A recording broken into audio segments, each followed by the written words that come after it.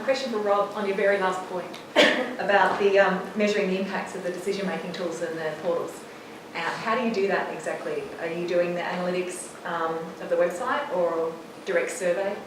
Yeah, a combination actually. It's not my discipline as such, so I'm probably a little bit limited in my response. But yeah, the team uses a framework of web analytics, online surveys and other types of survey instruments, but also a lot of direct interview work as well. So a lot of direct, detailed face-to-face or phone interviews as well. So yeah, they're certainly they're the key components of the research tools that they use to sort of examine the difference and the change across time.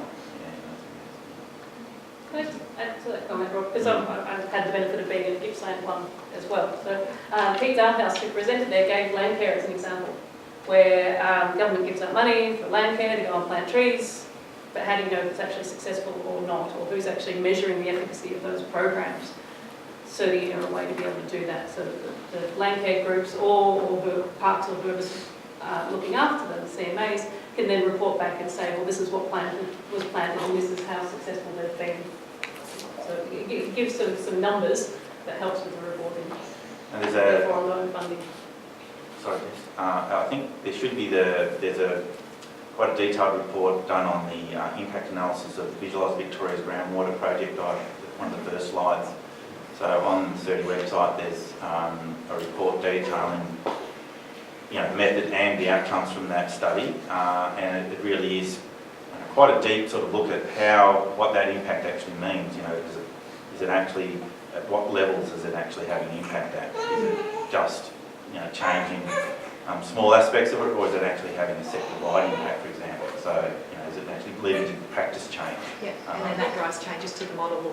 Yeah, that's right, and we can use that exactly as a feedback loop to what we want to develop from a technology point of view. So it's insightful for that as well. Sorry. You don't have to say welcome this day. So Georgia will be around this afternoon for questions on the round tables if you've got any questions specific for her. She'll be back. Next person. Sorry, has the VBB largely replaced the biodiversity impact in that sense? No.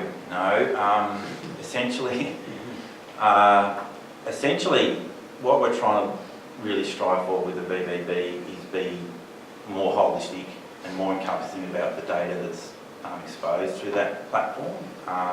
And it comes much more from a point where we're trying to give the tools to the community to interact with. And the great advantage we have really is that we're happy to expose data from any point. We're not just focused on state government data, for example, or just this data set or that data set. What we really like to do is use this tool to expose all that information more broadly. There's still roles for those state government platforms to deliver that information in the way that they want to deliver. And in fact, in a day, as I've learned working with this group and looking at web technology and interoperability, it's really about connecting all those sources together, and that's becoming much more easy these days with the technology platforms that are out there. So, and indeed, state government and federal government have policies now where they're sharing their data. They've got open data policies that drive them to release their data and information that makes it available to systems like the VBB. So, yeah, they're complementary. They're really, they're going to be trying to deliver different things essentially as well. Yeah. I guess just following on from that. So I was just wondering with the biodiversity records from multiple sources, and sometimes there's duplication in where the records appear. Is there the capability in the website of identifying that, or is it not quite at that sort of stage?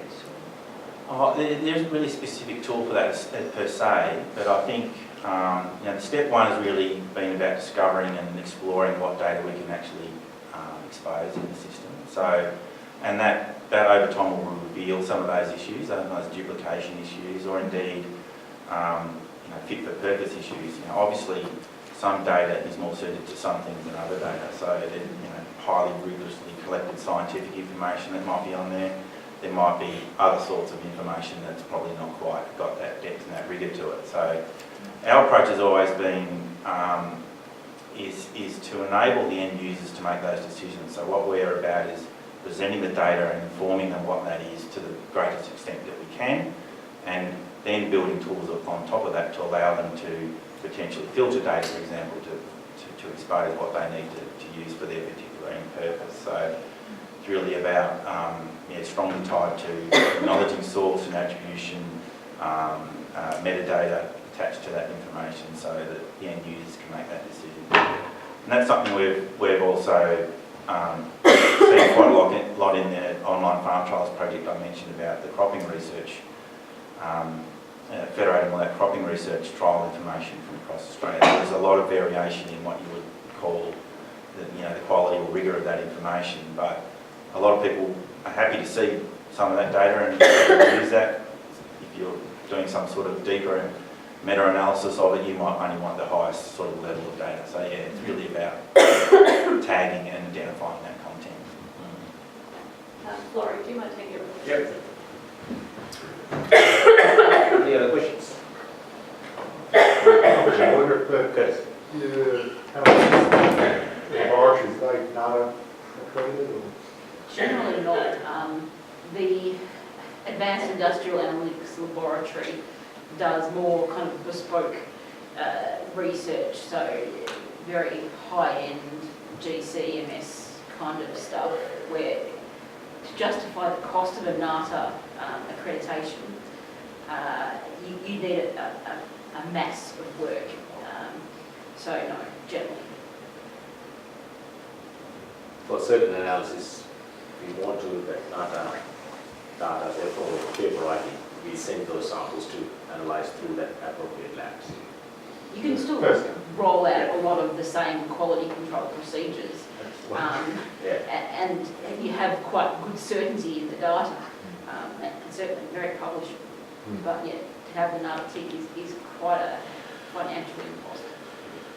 We're just after independence, I suppose, and Yeah. the university tag probably is credible as a NATA tick with that cost. When we submit the papers, it goes through the proper review process, so we really fix up those things as well, so it's proper scientific review. Andy? Just a question about food science and where that fits now.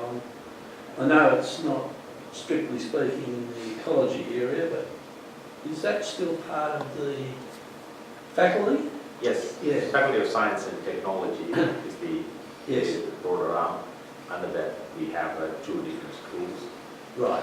biomedical science and the engineering, mathematics components of that. And the School of Biomedical and Applied Science, the food science sits under that. Right. And one of the components, rural, which we have seen.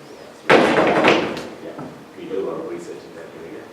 We also have a thematic group called Biomarker Development Group that works within the area of food technology. Right, thanks for clarifying that. A lot of changes, as I mentioned, there's a lot Yes. of Yeah. Yeah. It's not You're finished. thinking about lunch, Andy. Sorry? You're thinking about lunch or something. Probably now I am. The research model that how to approach it, that we can try and point it out, that we have different models we can talk about this afternoon, and how we work that approach, how much of funding we require, and how much funding that we need to put into in-kind contributions. We can talk about the nitty-gritty aspect of that one that we have, but initiate the conversation is very important. Yes, ma'am. A question, I think, for Nick, with the mine restoration, the trials. Have you trialled or are they trialling microbial inoculation? So things like mycorrhizal fungi associations with trees, that are tree establishment? Not yet. It would be really interesting. I suppose some of the experiments were sort of set up before my time, some of them I'll come into. But that would be something really interesting, but requires probably somebody to do a PhD's worth of groundwork to really get that going properly, I think. And we've got students here now. We've got third-year students, one who will hopefully be an honours student as well, so we've got people coming through with the sort of energy required to actually get into something like that. It's not something that we've done much yet, but I certainly, I'm interested definitely, because obviously very important. It can be the success or failure of restoration at some sites, for sure, and that's been shown in the past. I'm not sure how much of a role it plays in our systems up in the ag zone. Definitely interested. Do you have interest, or is that? Oh, an Would interest you like in to it. go on? I work in restoration, but that's a big lacking area that we often ignore. Yes. But even hearing people have done things as simple as taking soil samples from remnant vegetation patches or from the base of trees or the species that they want to establish, and how that may have a microbial activity even if you don't know what it is. Yeah. It might have it in it, and trialling that in the establishment of the species has been successful. Yeah, and then once you find out which treatment's the best, then you might go and look at what's the biological component of that most successful treatment. That might fast forward to the answer. But, definitely interested in that field of research and how it interacts with restoration. As Nick encapsulated that the community approach is essential for restoration program. So the microbial activity comes in maybe the middle part of the restoration project rather than the early stage.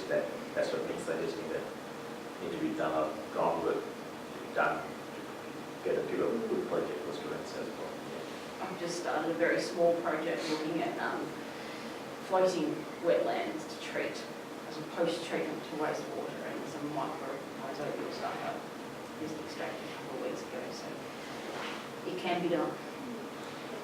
Some good stuff coming out of alternative agriculture as well in regards to that microbial associations and to improve, crop health and animal health and all that, which I think can be also utilised in the restoration and vegetation area. Well, certainly in that scenario up there, they went sort of 3 or 4 years without a tree being established. That's restoration, lots of shrubs, and some pretty good results really from from what they started from. But certainly we've got quite a few different species of trees going pretty well there now. But for the ones that aren't working, maybe the supervised mycorrhizal associations and things like that. Florian? Chris? That is a statement or a question, and it's probably not the right time, it might be after lunch, but the Creative CMA has an MOU with CERTI, so Rob and his team, and that allows CERTI to have access to a whole lot of research and potential projects, and allows the CMA to have an easier way of getting things done instead of going through a whole lot of hoops. And we can use the facility there, we can use the office there, and have staff based there on days. I just think it has a lot of merit. Maybe that's something that this program could have with other players as well, where it just allows that dialogue to happen a lot more easier, more efficient. So, Yes, we have that, and of course, yes, and it's dependent on what particular area that you want. That of course, this can be facilitated, yes. And I'm sure that's in the Gippsland campus as well. But like with Gippsland Water, Yeah. more closely you can work with our stakeholders. And as you say, it's a two-way street. People come and sit with us, or even having part-time appointments or co-supervisional roles that have been discussed. They're all options that are available. Yeah, that can be really constructive environment for exchange of ideas and lead to new ideas and research proposals and identifying issues and problems. It's really beneficial to the process to work that closely. Reiterate Chris's words there. The Estuary Watch and Water Watch projects are an example of that, where the team leaders from both those programs work closely and were embedded in CERTI and still are to a point to develop those platforms really closely, so that because from the technical point of view, as we all know, it's really easy for us to get really excited about some whiz-bang application and what it can do, and get carried away with that. But if that's straying a long way from what the stakeholder wants and needs, then it's pointless. So without that close sort of alignment, you can separate pretty quickly the real issue. Just to reiterate your point, Rob, something that came up from the Gippsland meeting also is we do get a little bit obsessed about the things that we're passionate about, and sometimes we forget how to translate to the outside world. So working more closely with stakeholders helps us in that process too. That's one of the initiatives by Diversity Across the Borders conference, that every slide, after every talks that we emphasize, we ask each and every speaker to talk about how those our passionate area actually translate into management action. So that's what we have most of the staff that we do. That's really important. One of the staff is not here, Associate Professor Kim Darling, but she has been, unfortunately, busy with the academic board review, and she has been emphasized that she has been doing a lot of research in the legacy mines, particularly after the wildfire or controlled burns, how those heavy metals have been reached, particularly in Ballarat and Bendigo area as well. So she has very strong interest in the area. Now she's venturing into looking at how those mushrooms have been uptaking those heavy metals in that area as well. So if you have any interest in that area, particularly controlled burn, and how those heavy metals mobilizing, particularly arsenic and mercury that we have been emphasizing, please let us know and I can connect you with her. A couple of PhD students, Rachel, she finished, and another one is just about to finish as well. I was just going to add to that comment about, I love the link to the social science as well, because so often, I'm an environmental engineer working in our own space, but so often we're asked about the community outcomes, recreational outcomes, all those trade-offs you're talking about, environmental, recreational, cultural heritage. Bringing all that together in one space and integrating that thinking is just so needed now, and that's what you seem to be able to bring as well. That's great. Everybody hungry? It's time to have lunch. Can we have a round of applause for the speaker, please? Thank you.